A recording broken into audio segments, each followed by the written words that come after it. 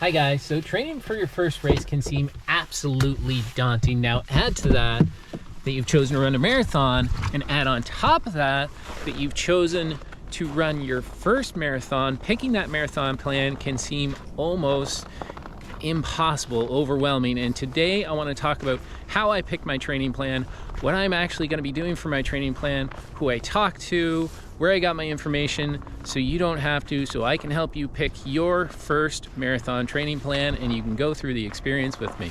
I'm about to go for my run. After I'm done my run, I'll probably head back home and we'll pick it up there where I can chat a little bit more about exactly the reasons why and what programs you might want to choose.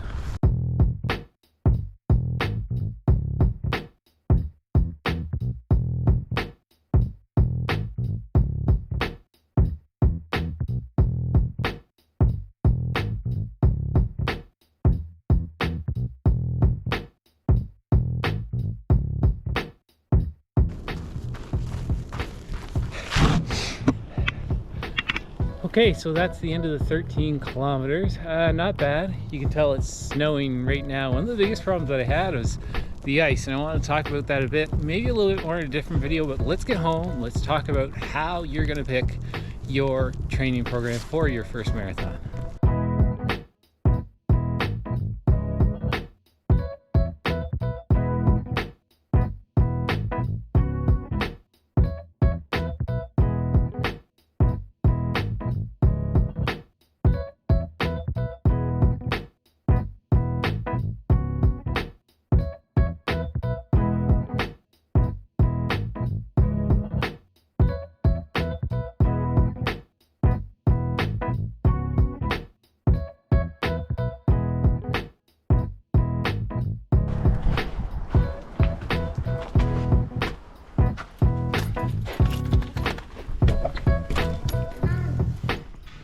Hey, Dad. Nobody came out for my run. I can see better than you, Daddy, with the glasses. Why didn't you come out for my run? What? Why didn't you come out for my run? Okay, so I am back from my long run. It is the end of the first official week of my marathon training program. If you've been following my channel, I have been training for my first ever marathon. But there were a couple of things that I wanted to share with you. It seemed like the right time to share with you the things that helped me determine which marathon training program I actually went with. And right off the bat, it's time. Now, what I mean by time, there's a couple of different things when it comes to time. First of all, do you have a particular marathon in mind? Are you thinking about a particular marathon? In my case, I did. So what that meant was, when I looked at when that marathon is coming up here in May, count back on the calendar, and that right off the bat determines how many weeks I have to train for my marathon. When I started thinking about a marathon, I had about 24 weeks, which was perfect for me because the program that I settled on was 20 weeks, which meant that I had a solid month even before jumping into that program to kind of get my legs under me. Now, alternatively to that, if you see a training program that you really like, and it's a particular number of weeks, a particular number of months, and you don't have a specific marathon in mind, it can be a little bit easier in terms of picking that program, because you can figure out going forward how many weeks you need to run that program and pick a marathon as long as you're able to get to it. That can be a little bit more flexible if you don't have a particular marathon in mind, to be able to just pick the program that you want, pick the program that you feel that you need, and find a marathon that fits into that time frame. And the last thing about time, honestly, is be realistic. You are training for a marathon, and included in every single one of these good marathon training programs is the fact that you're going to be running some really, really long miles. You're going to be putting a lot of time on your feet out there and a lot of long runs. Most of these programs have a fairly long run on the weekend that has you out there for 2, 3, 3.5, maybe even 4 hours, if depending on the program. But you need to be realistic on whether you have that time. Me, as an example, I work on Saturdays, but I don't work on Sundays. So Sundays are great for me. I get to kind of set myself up properly, fuel properly, and get ready and prepared. And the long run is really, to me, one of those times in the training where you actually kind of get a feel of nutrition and different things that you might want to consider when you're actually doing your marathon. Is it gels? What is it?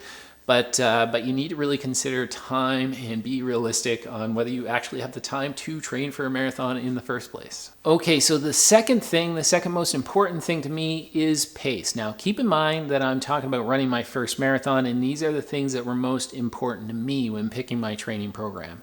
And what I mean by pace is the program that I actually chose included at least one pace run per week. And what that means is that at least once per week, it is varying in the amount of distance that I had to put in during that run, but at least once a week, I was running that at what my expected or what I plan on running my marathon at. The reason why this is so important to me is that this is my first marathon, and what you can do, and I'll put a link to at least one or two of them down in the description below, but what you can do is figure out if you have a goal in mind. If you want to run that marathon in 5 hours, 4.5 hours, 4 hours, or even less, if you have some sort of a goal in mind, you can actually go into a calculator, determine how fast you actually need to run that marathon at. And then when you run these pace runs, when you do these runs, you're able to look at your GPS watch, your phone, however you're tracking your runs, and run at that pace and get a feel for whether this is too much or too little. Do you think you can actually run a little bit faster? Who knows, even as you're going through the training program, you might feel that this seems like a little bit of an easier pace that you could hold for a full marathon length. So you can actually increase the speed or increase or decrease your ultimate goal in terms of time for that marathon. So if you are liking this video so far, please consider hitting that subscribe button and giving it a thumbs up. It helps me so much on this channel. And also comment in the comment section down below, is there a particular training program that you've decided to go with to train for your first marathon? Are there some other tips and tricks that you took into consideration when picking that training program for your marathon? With that said, let's get back to the video. Now, this one probably goes without saying, but is the marathon training program that you're looking at coming from a reputable source? If you go online and you start Google searching marathon training programs, there are a billion of them out there. And also, if you ask some of your friends or ask people in the community, there are all sorts of suggestions. It can be a little bit mind-boggling on deciding exactly what training program to go through, but making sure that it's from a reputable source. And I like to keep that pretty simple. I actually just went online, found the top 5 programs, picked a few that were a little bit different from one another, looked at all the pros and all the cons of those different programs, and that helped me determine exactly what program I was going to be doing. So the last thing I want to talk about is a little bit of a bonus tip, and it is to answer the question, does the program that you're thinking about doing actually allow for a little bit of flexibility? Now, there is at least one big caution when I say that is allowing for a little flexibility. It doesn't mean, does it allow for you to cut out the long runs? Does it allow for you to cut out some major things that are super important to the program? But does it allow for a little bit of flexibility? What's really cool when you go online and you read through some of the most popular programs, they do mention usually that, look, we all have certain things, we all have lifestyles, we all have a lot of things going on in our lives, and allowing for a little bit of flexibility can be really important for any program. We're talking about doing something for 12 to 20 weeks or even 24 weeks or more, and things come up, things happen. So is there some flexibility in that program? And I think when you go online and you look at a lot of the major ones, they do that. They list in there, they write in there somewhere is that not everything is set in stone. Of course, you have to follow some of the basic principles, but does it allow for some flexibility? Now, to give you a specific example of what I mean about flexibility and how I'm incorporating that into my program is that I live in New Brunswick, Canada, and we get a lot of snow and ice. And with my marathon coming up in May, it means that I'm going to be training through some of that snow and ice, and some of my runs are going to be a little bit difficult to keep up at a certain pace. But I've decided to incorporate into my program the idea of the MAF 180 rule. Now, this doesn't just have to be a rule or a principle when it comes to marathon training. There's a whole training program structured around this, and I'll put a link in the description to what we actually mean by the MAF 180 rule, but it breaks down to doing most of your training based on heart rate and effort.